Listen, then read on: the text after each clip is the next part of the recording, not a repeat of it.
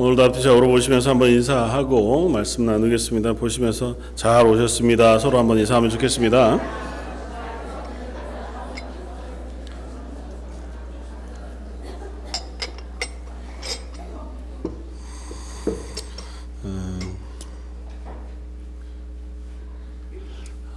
이제 뭐 한 해가 마무리되어져 가고 또 새로운 한 해를 소망하면서 시간을 보내는데요.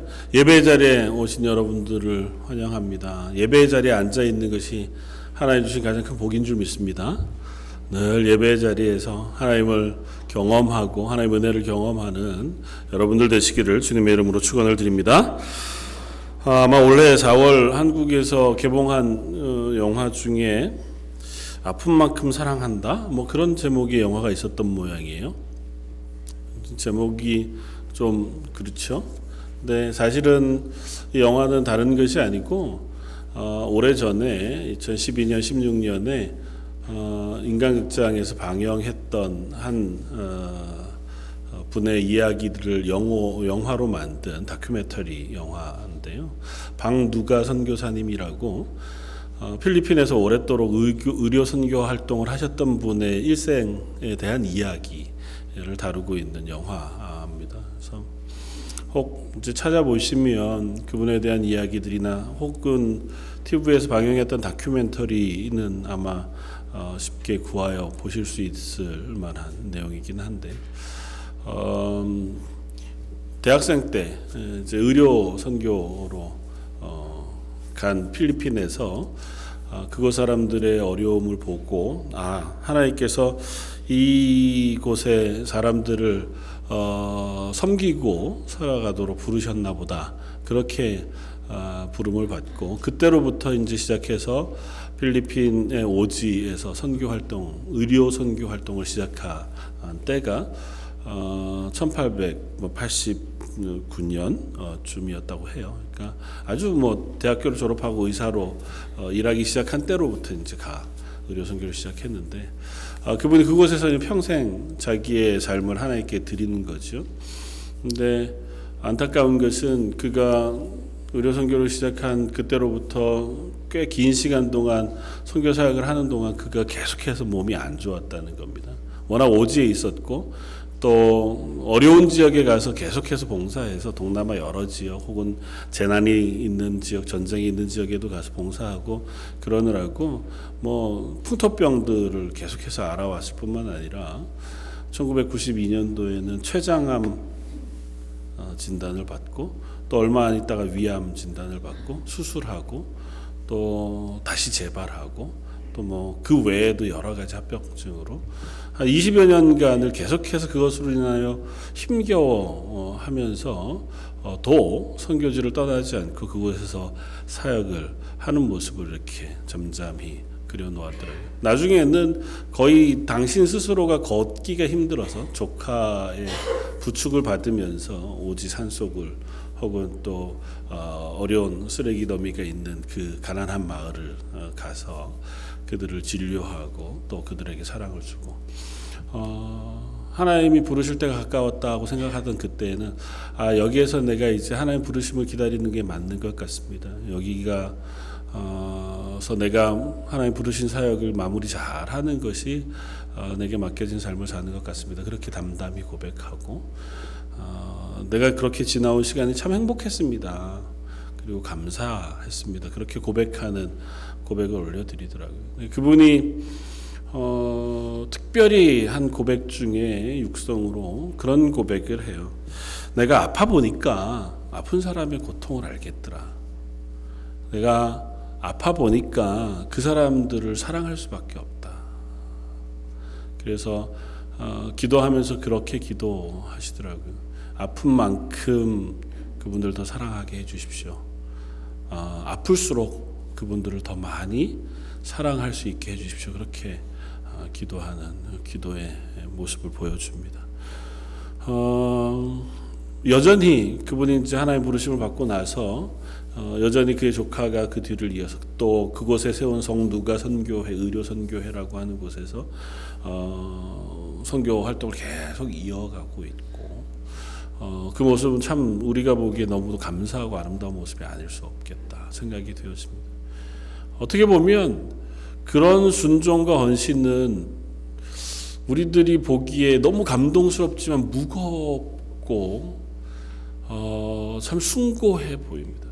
하나님께서 부르시는 하나님의 부르심 앞에 그렇게 순종할 수 있다고 하는 것은 아마 일반 범인이 할 수 있는 순종은 아니겠다고 생각이 되어지기도 하거니와, 저렇게 하나님께서 쓰시는 사람들을 통해 하시는 일들의 놀라운 것들을 보면 하나님께서 그분들을 얼마나 귀하게 쓰시는지, 또 그들에게서 얼마나 하나님의 놀라운 영광이 드러나는지, 하나님의 복음의 일이 일어나는지를 보게 되어집니다. 근데 저희들은 어떤 면에서는 그런 순종과 헌신을 보면서 감동하는 것 외에 별다른 것을 하지 못하는 자리에 있는 것을 보게 됩니다. 감동하고 감사하고 그렇긴 하지만 우리는 사실은 그렇게 변화되기도 쉽지 않고 또 그렇게 헌신할 자리에 서게 되지도 못하는 모습을 보게 되는 거죠.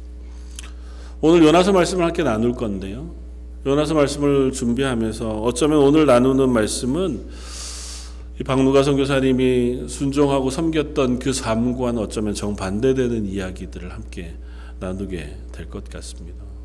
우리가 잘 알잖아요. 요나라고 하는 사람의 이야기.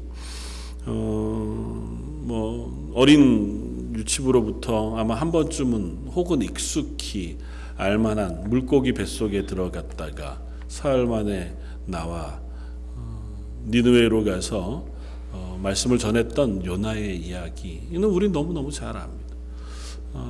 오늘 그 얘기들을 한번 살펴보면서 우리를 부르신 하나님의 부르심, 그리고 우리로 하여금 하나님의 일을 맡기시고 또 하나님의 일들을 행하게 하시는 하나님의 마음들을 한번 살펴보면 좋겠다 생각이 되었습니다. 요나의 이야기는 사실일까요? 아니면 하나님이 우리를 교훈하시기 위하여 주신 말씀 혹은 예화 같은 이야기일까요? 아마 한 가지 분명한 것은 요나 이야기 역사적인 사실이라는 것입니다. 특별히 구약 선지서 그리고 역사서 안에서 니느웨이라고 하는 성과 또 아수르라고 하는 나라와 이스라엘과의 관계를 분명히 우리에게 보여줄 뿐만 아니라 또 요나의 이야기를 예수님께서 한번 인용하셔서 말씀해 주세요. 그런 것으로 보아서 요나의 이야기가 결코 꾸며낸 이야기만은 아닐 것이다. 그러니까 하나님께서 역사 가운데 행하신 일들을 기록하고 있고, 특별히 그것을 하나님의 백성인 이스라엘에게 또 뒤에 오는 우리 그리스도인들에게 교훈으로 또 들려주시기 위하여 쓰고 계신 말씀이라고 하는 사실을 우리가 분명히 염두에 두어야 합니다. 마태복음 12장 39절 이하에 예수님께서 요나의 이야기를 이렇게 전하세요. 예수께서 대답하여 이르시되 악하고 음란한 세대가 표적을 구하나 선지자 요나의 표적 밖에는 보일 표적이 없느니라. 요나가 밤낮 사흘 동안 큰 물고기 뱃속에 있었던 것 같이 인자도 밤낮 사흘 동안 땅속에 있으리라. 이게 예수님의 죽으심과 부활에 대한 예표로 요나의 이야기를 들고 계시면서 마지막에 이렇게 덧붙이세요. 심판 때에 니느웨 사람들이 일어나 이 세대 사람을 정죄하리니 이는 그들이 요나의 전도를 듣고 회개하였음이거니와 요나보다 더 큰 이가 여기 있음이라. 요나의 이야기를 듣고 말씀을 듣고 전하는 말을 듣고 니느웨 사람들은 회개했는데 지금 너희는 하나님의 아들이신 그보다 훨씬 큰 예수님이 계심에도 불구하고 그 앞에 회개하지 않고 돌아오지 않는 것으로 인하여 마지막 날에 니느웨 사람들이 너희를 심판할 것이다. 그렇게 말씀하세요. 그러니까 니느웨의 회개와 요나의 이야기는 실제로 있었던 일이라고 하는 사실을 예수님께서 증언하고 계신 거죠. 고고학적으로도 설명해 볼 만한 많은 것들이 있습니다. 굳이 다 설명하지 않아도 실제로 있었던 이 왜 놀라운가를 한번 생각해 볼 필요가 있어요. 요나의 이야기는 어떻게 보면 굉장히 독특하고 특별하며 이상합니다. 오늘 우리가 읽었던 본문 앞에 3장 1절을 이렇게 시작해요. 여호와의 말씀이 두 번째로 요나에게 임하니라. 여호와의 말씀이 요나에게 두 번째 임했습니다. 사실은 요나에게 하나님께서 이미 먼저 말씀 한번 하셨죠. 어떤 말씀을 하시냐 하면 2절 일어나 저 큰 성읍 니느웨로 가서 내가 내게 명한 바를 그들에게 선포하라. 하나님께서 요나에게 말씀하셨습니다. 1장에도 보면 아미떼의 아들 요나에게 하나님의 말씀이 임합니다. 가서 저 큰 성읍 니느웨로 가서 내가 내게 전한 말을 증거해라. 근데 요나가 거절했습니다. 거절이 아니라 그것이 싫었습니다. 뭐 여러 이유가 있겠지만 어쨌든 요나가 하나님의 말씀을 듣고 니느웨로 가지 않고 다시스로 갔습니다. 전혀 다른 곳으로 도망해서 하나님의 시선을 피해서 그 배의 선창 밑 저 깊은 곳에 누워서 하나님의 명령에 불순종하여 도망간. 하나님께서 그런 요나를 그냥 내버려 두시지 않고 풍랑을 일으키시고 또 물고기를 동원하여 요나를 다시 이 니느웨에 가까운 곳에 해안가로 토해내게 하였습니다. 사흘 밤낮을 물고기 뱃속에 있은 채로 회개하다가 다시 토해내진 그 요나에게 하나님 다시 말씀하시는 것이 오늘 3장 1절 두 번째 요나에게 말씀하세요. 똑같은 말씀을 하세요. 내가 내게 전한 말을 저 큰 성읍 니느웨에 가서 전해라. 그때 당시에 니느웨는 아수르라고 하는 대제국의 수도였습니다. 그리고 굉장히 큰 성읍이었고 또 그때 당시에 패권을 차지하고 있던 대제국이었기 때문에 주변의 숱한 나라들을 속국으로 거느리고 그들로부터 조공을 받았어요. 이스라엘도 아수르로부터 이미 공격을 받아 조공을 바친 경험이 있고 그들을 원수로 생각하는 나라입니다. 그곳에 가 복음을 전하라 혹은 말씀을 전하라고 하니 요나가 싫었을 것이고 억지로 물고기 뱃속에까지 들어갔다 나온 마당에 이제는 거절할 수 없어 요나가 니느웨를 향해 가 하나님이 전하라고 하신 말씀을 전합니다. 그런데 특이합니다. 니느웨에 가서 복음을 전했는데 니느웨 백성들이 오늘 본문에 어떻게 해요? 회개합니다. 니느웨라고 하는 성읍 사람들이 하나님을 몰라요? 아수르라고 하는 나라는 악한 나라였습니다. 니느웨 성에 죄악이 가득했다고 성경이 기록해요.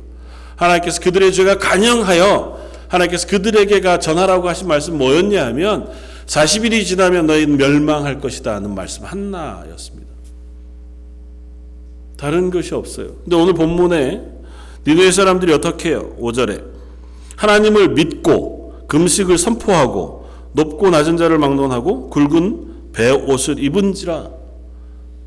사람들만 아니고 그 일이 누구에게 들렸다고요? 니느웨 왕에게 들렸어요. 니느웨 왕에게 들리면 왕이 보좌에서 일어나 왕복을 벗고 굵은 베옷을 입고 제 위에 앉았어요. 회개하고 슬퍼하는 모든 모양을 다 갖추었습니다. 그리고 온 백성에게 선포합니다. 금식을 선포해요. 근데 금식을 사람들에게만 선포한 게 아니고 가축과 모든 동물도 아무것도 먹지 못하게 금식을 선포합니다. 그러니까 니느웨 성 안에 있는 모든 생명은 다 금식해라. 어떻게 이럴 수 있을까요?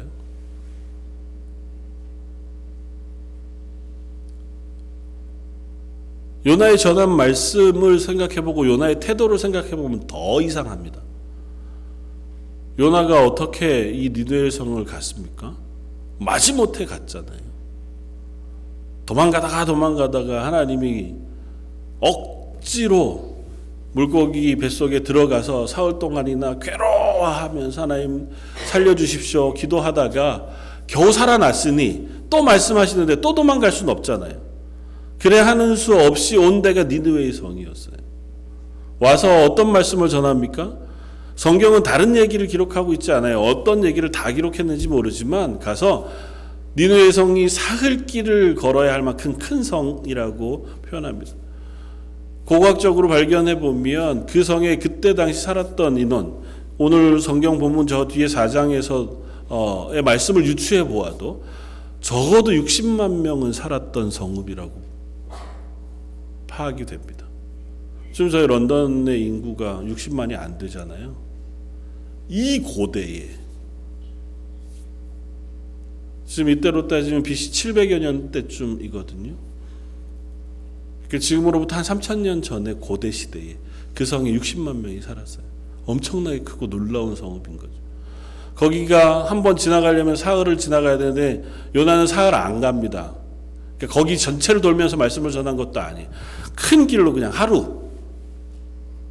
어떻게 보면 죄송한 표현이면 형식적으로 한 거예요. 하라고 하시니 했다 표시는 내야 되는 정도쯤 한 거예요. 하루 걸으면서 그냥 하나님 명하신 말씀 딱 그것만 정했어요. 여기가 40일이 지나면 이 성이 멸망할 것이다.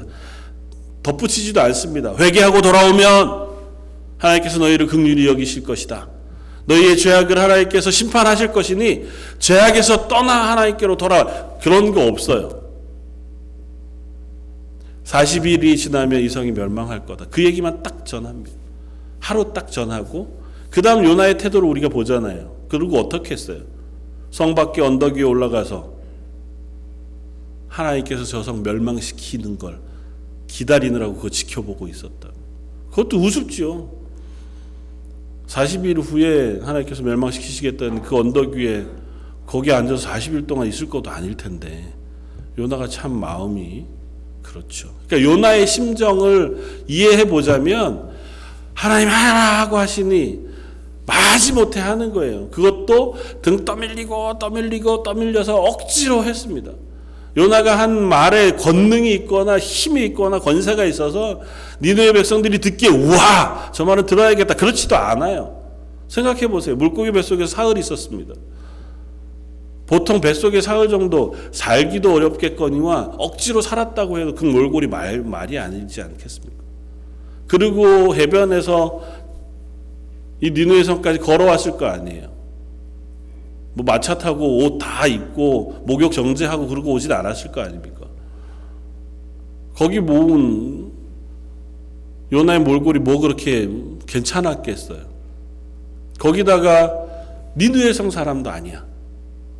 저 변방에 사는 다른 나라 사람이 와서 하루 지나가면서 시체말로 얘기하면 미친 사람 소리 지르듯이 죽 소리 지르고 지나갔어요. 어떻게 그 얘기를 들었는데 이 사람들이 회개했냐고요. 도무지 납득이 안 돼요. 아무 것으로도 설명할 방법이 없습니다. 여러 이유들을 찾기는 해요. 역사적으로 혹은 성경 고고학적으로 성경 천체 물리학적으로 그때 당시에 여러 일들을 동원해 보면 하나님께서 요나의 말이 선포되어질 지점쯤에 그 니느웨 성을 향하여 하나님께서 놀라운 일들을 몇 가지 행하셨겠다 짐작해 볼 만한 것들을 충분히 발견할 수 있습니다. 그렇다 하더라도 왜 이 사람들은 이토록 이렇게 쉽게 혹은 회개할 수 있었을까? 더 놀라운 건 그들이 회개한 것에 대한 하나님의 반응이에요. 하나님 분명히 그 성의 죄악이 관영했다고 표현했거든요. 요나의 그 단순한 어쩌면 등 떠밀려 한 그 순종에 회개한 니느웨 성 사람들을 오늘 본문 뒤에 10절을 이렇게 씁니다. 하나님이 그들이 행한 것 곧 그 악한 길에서 돌이켜 떠난 것을 보시고 하나님의 뜻을 돌이키사 그들에게 내리라고 말씀하신 재앙을 내리지 아니하셨다. 우리가 잘 아는 하나님의 이유에 대한 설명은 이것이었습니다. 여호와께서 이르시되 4장 10절 이하에 내가 수고도 아니하고 집에도 아니했던 하룻밤에 났다가 하룻밤에 말라버리 박농쿨도 아꼈거늘 하물며 이 큰 성읍 니느웨에는 좌우를 분별하지 못하는 자가 12만여 명이요 가축도 많이 있나니 내가 어찌 아끼지 아니하겠느냐.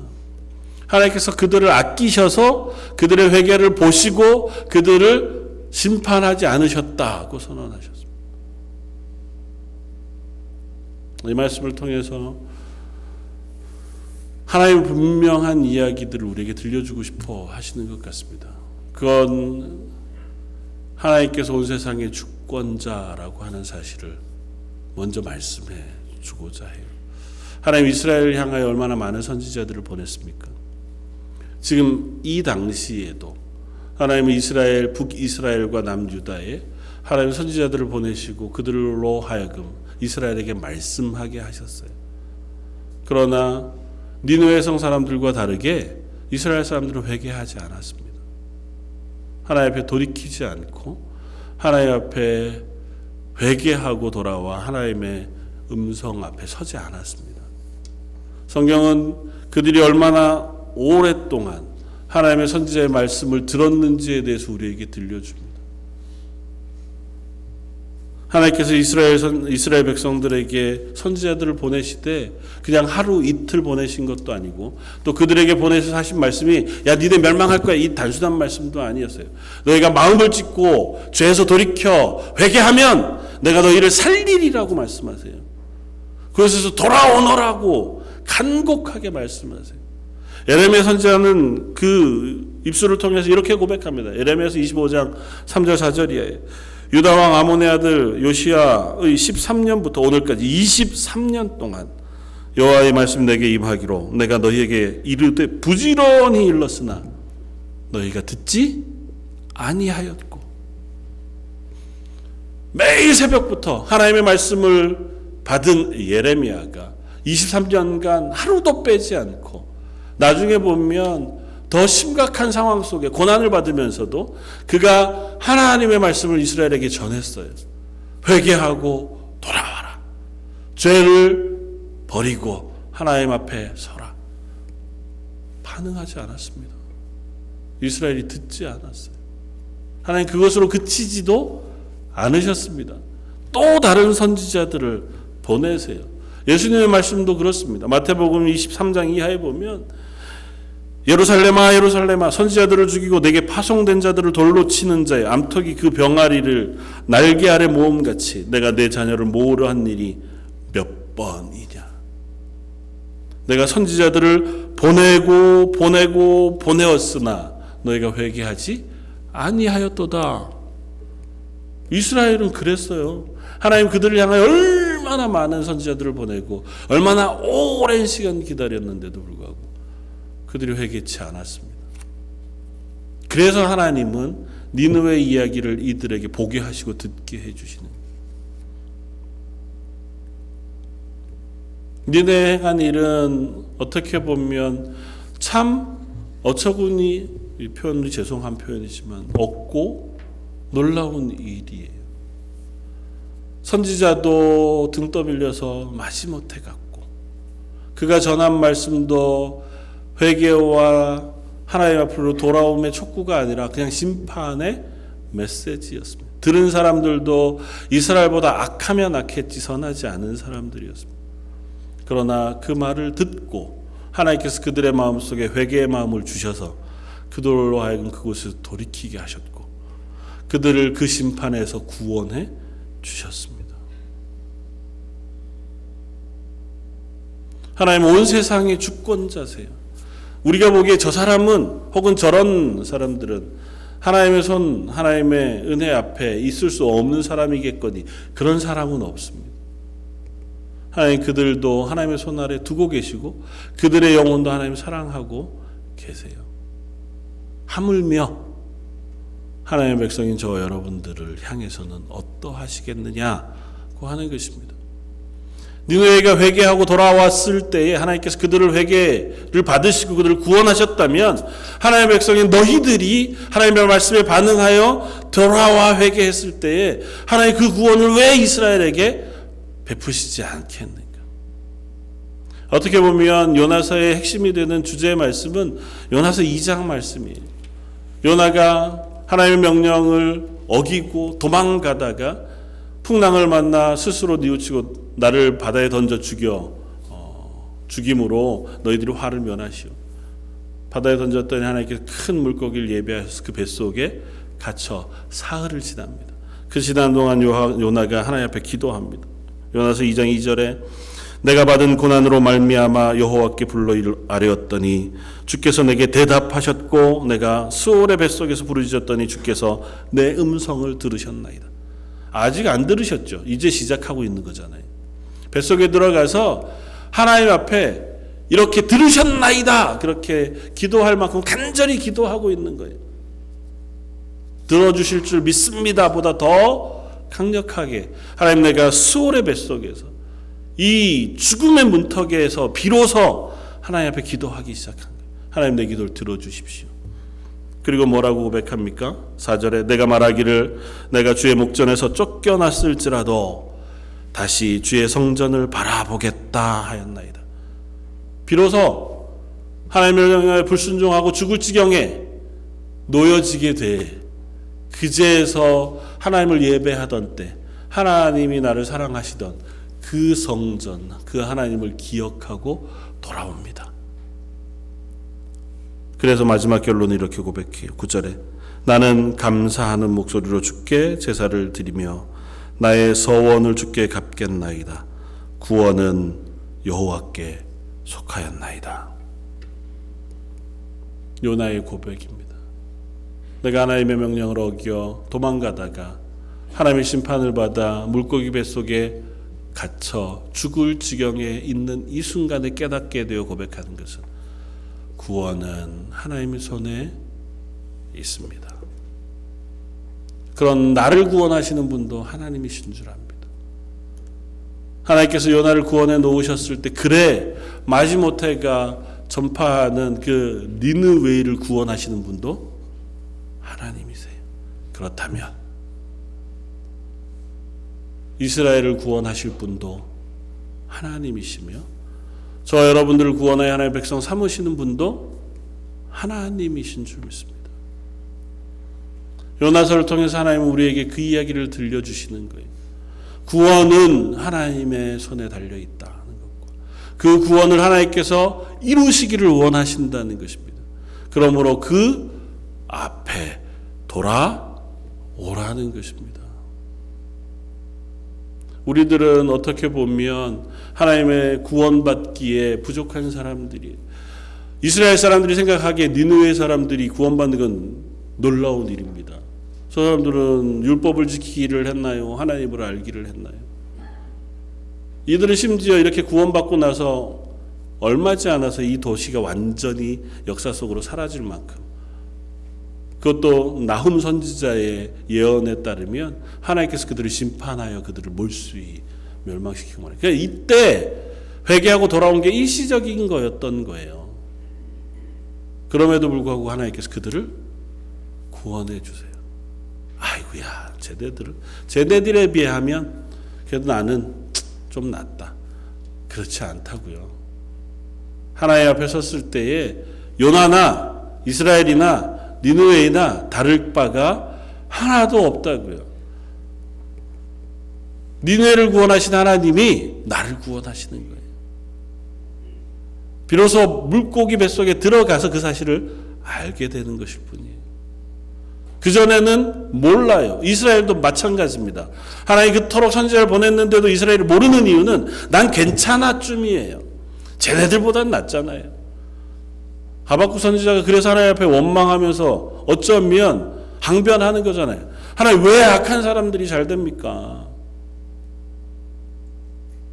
그 얘기는 뭐예요? 쟤네보단 내가 나은데 쟤네는 왜 잘 되고 나는 이러냐는 거잖아요. 우리들도 그런 것 아닙니까? 하나님 나는 물론 하나님 앞에 뭐 드러낼 게 없죠. 우리가 하다가 보면 부족하고 연약하고 겸손 그렇기는 해도 쟤네들보다는 낫지 않나? 똑같습니다. 이 세상에 가장 악해 보이는 니느웨의 성 사람들이 하나님의 선지자로 부름을 받았던 요나나 그 차이가 없어요. 하나님 구원하셔야 구원받는 존재고 내가 죄인인 것을 고백해야 비로소 하나님의 구원 가운데 서는 그 구원의 시작점에 서는 거예요. 요나를 보면 회개한 니느웨를 보고 시기합니다. 하나님 이럴 순 없잖아요. 쟤네들이 하루 회개했다고 쟤네 살려주시는 건 억울합니다잖아요. 우리가 보기에 그건 더 악해 보이지 않습니까? 우리는 그렇지 않을까요? 똑같다고요. 그러나 하나님은 그런 우리를 구원하시길 기뻐하십니다. 마지막 한 가지는 사실 오늘 이 말씀을 나누고 싶었어요. 하나님은 왜 그런 요나를 쓰셨을까? 요나 아니어도 하나님 일할 사람들이 있었을걸요? 맨 앞에 함께 나누었던 예화의 말씀 속에 있는 박누가 선교사님처럼 자기의 생명을 걸고 하나님의 말씀에 전적으로 순종하는 그런 사람들이 왜 없었겠습니까? 선지자들 중에도 보면 하나님의 말씀에 순종하여 예레미야 아까지 그러잖아요. 23년 동안 하루도 빼지 않고 성실하게 하나님의 말씀을 전한 선지자도 있는데 말씀 전하는데 절로 삥 도망가 버리고만 요나를 굳이 쓰실 이유가 뭐가 있었을까?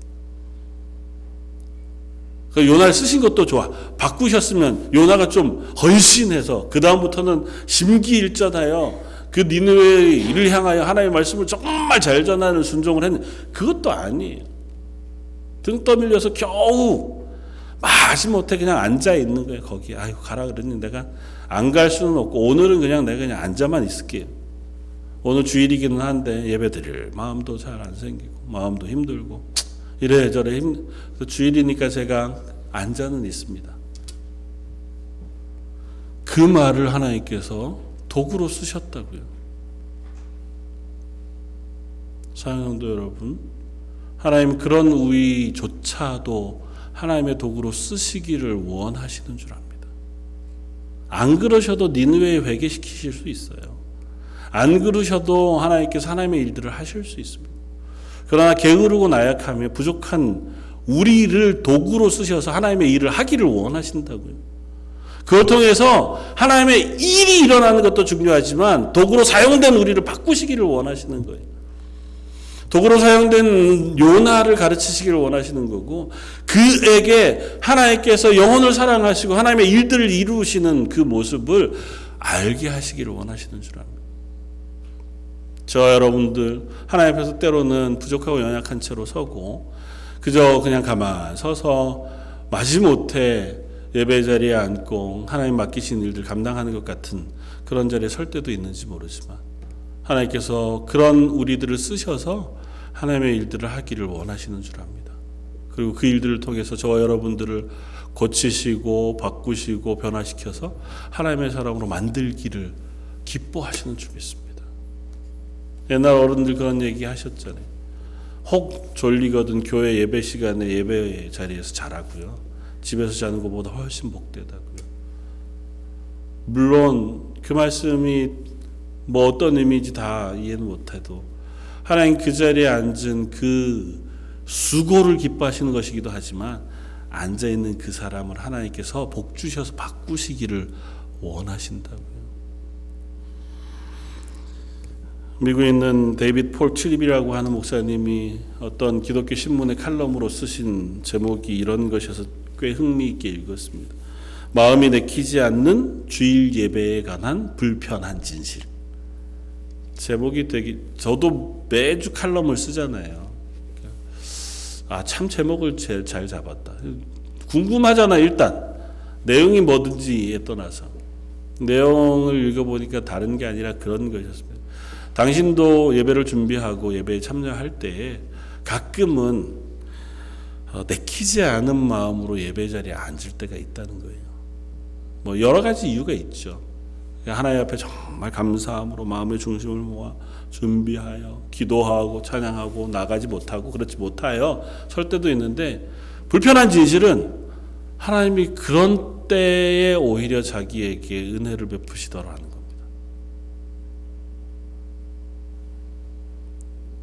준비가 되어지지 않은 것 같고 내가 하나님 앞에서 내키지 않는 것 같은 자리에 앉아 있는데 왜 그때 하필이면 내 마음을 건드리시고 은혜를 베푸셔서 나로 하여금 그곳에서 하나님의 말씀을 듣게 하시냐는 겁니다.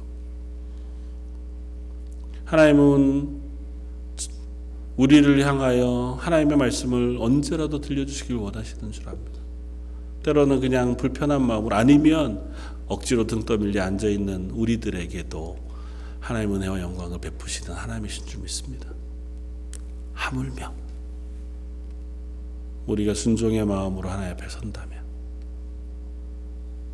그런 니느웨이도 구원하셨는데 하물며 하나님의 말씀에 내가 반응해서 하나님 제가 하나님의 사람으로 살고 싶습니다 하고 하는 작은 고백을 가지고 하나님 앞에서는 그 순종을 하나님 안 기뻐하실 리가 없잖아요. 그런 요나도 쓰셨는데 하나님 자기가 그렇지 못하지만 하나님 예배하는 자리에는 제가 서기를 원합니다. 하나님 맡기신 일 부족하나마 감당하길 원합니다. 고백하는 저와 여러분들을 안 있으실 일이 없지 않겠습니까? 하나님 앞에 하나님 우리의 부족함 다 아시니 쓰여있는 모습 그대로 하나님 써주십시오. 그리고 그렇게 설 수 있는 저 여러분들 되시기를 주님의 이름으로 축원을 드립니다. 한번 기도하겠습니다. 요나와 같이 연약한 지체, 니느웨와 같이 악한 나라, 그러나 그 속에서 어쩌면 신실하지 못하고 또 부족한 사람, 부족한 모양으로 일하지만 하나님은 그 와중에도 그 가운데서 하나님의 일들을 행하시고 그들을 고치시며 그들을 통하여 하나님의 구원을 이루시는 줄 믿습니다. 저희와 같이 부족한 사람들의 입술을 통하여 예배 받으시기를 기뻐하시는 하나님, 저희의 부족한 삶을 통하여 하나님의 영광을 드러내시기를 기뻐하시는 하나님, 저희가 그 하나님 앞에 감사함으로 예배하며 설 수 있는 하나님의 교회 되게 하여 주옵소서. 오늘 말씀 예수님 이름으로 기도드립니다. 아멘. 찬송가 310장을 함께 찬양하시겠습니다.